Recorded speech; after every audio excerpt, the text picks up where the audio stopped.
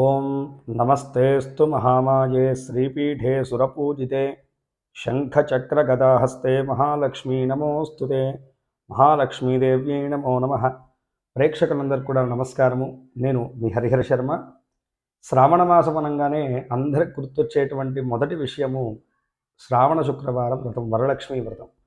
అయితే ఈ 2025వ సంవత్సరం మాత్రము ఈ వరలక్ష్మీ వ్రతం మీద చాలామందికి సందేహాలు ఉన్నాయి. మామూలుగా శ్రావణ మాసంలోనూ ఈ యొక్క వరలక్ష్మీ వ్రతం ఎప్పుడు చేసుకోవాలంటే కనుక టక్కున అందరు చెప్పే మాట రెండో శుక్రవారమే కదండి అని చెప్పేసి అనుకుంటాం. అయితే ఈ యొక్క సంవత్సరం వచ్చినటువంటి ఇబ్బంది ఏంటంటే కనుకను 25వ తారీఖు శుక్రవారంతో ఈ యొక్క జూలై నెలలోనూ మనకి శ్రావణ మాసం ప్రారంభం కావడంతో మనకి 5 శుక్రవారాలు అనేటువంటివి రావడం జరుగుతుంది. ప్రతిసారి ఏంటంటే కనుక మామూలుగా వేరే బుధవారము మంగళవారము ప్రారంభం అవ్వడము, ఈ యొక్క పౌర్ణమికి ముందు కేవలం 2 శుక్రవారాలు మాత్రమే రావడం వల్లను రెండో శుక్రవారం అని చెప్పేసి మనం కళ్ళు మూసుకొని చేసుకునేవాళ్ళం. కానీ ఈ ఒక్కసారి శుక్రవారంతో ప్రారంభం కావడం వల్లను మనకి పౌర్ణమికి ముందు 3 శుక్రవారాలు వస్తున్నాయి. అయితే 1వ తారీఖు రెండో శుక్రవారము, 8వ తారీఖు 3వ శుక్రవారం. ఇప్పుడు ఏ శుక్రవారం రోజు ఈ యొక్క వరలక్ష్మి వ్రతాన్ని ఆచరించాలి? పురాణం ఏం చెప్తుంది అంటే కనుకను మనకి సాక్షాత్తుగా ఈ యొక్క వ్రతాన్ని ఉపదేశించింది ఎవరయ్యా అంటే కనుక మహాలక్ష్మి అమ్మవారు.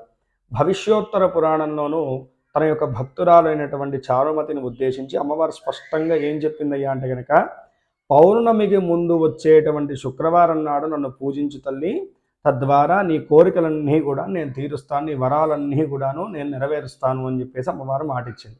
అంటే ఇక్కడ మనం అర్థం చేసుకోవాల్సింది ఏంటంటే కనుకను పౌర్ణమికి ముందు వచ్చేటువంటి శుక్రవారం, అది రెండో శుక్రవారం కానివ్వండి, 3వ శుక్రవారం కానివ్వండి.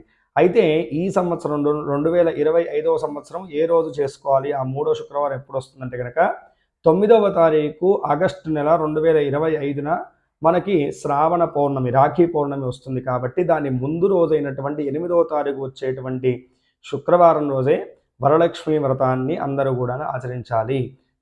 దీంట్లో ఎటువంటి సందేహం అవసరం లేదు. సాక్షాత్తుగా అమ్మవారు వివరించినటువంటి కల్పానుసారంగానే మనం చేస్తున్నాం కాబట్టి మళ్ళీ 2వ వారమా 3వ వారమా అనేటువంటి సందేహం అవసరం లేదు. పౌర్ణమికి ముందు వచ్చేటువంటి శుక్రవారం అయినటువంటి 8వ తారీఖు మాత్రమే వరలక్ష్మి వ్రతాన్ని కల్పానుసారంగా చేసుకోవాలి. ఎవరికన్నా ఆడవాళ్ళకి ఆ రోజుల్లో ఇబ్బందులు ఉంటే కనుకను తర్వాత వచ్చేటువంటి శుక్రవారం కానీ లేదు ముందుగా వచ్చేటువంటి శుక్రవారం రోజైనా సరేను చేసుకోవచ్చు. కానీ నూతనంగా ఎవరైనా సరే ఈ సంవత్సరం నుంచి వరలక్ష్మి వ్రతాన్ని పట్టదలిచిన వాళ్ళు ఉంటే కనుక ఖచ్చితంగా ఆ రోజు మాత్రమే వరలక్ష్మి వ్రతాన్ని పట్టుకోవాలి. ఈ యొక్క విషయంలో ఉన్నటువంటి సందేహాలు తొలగి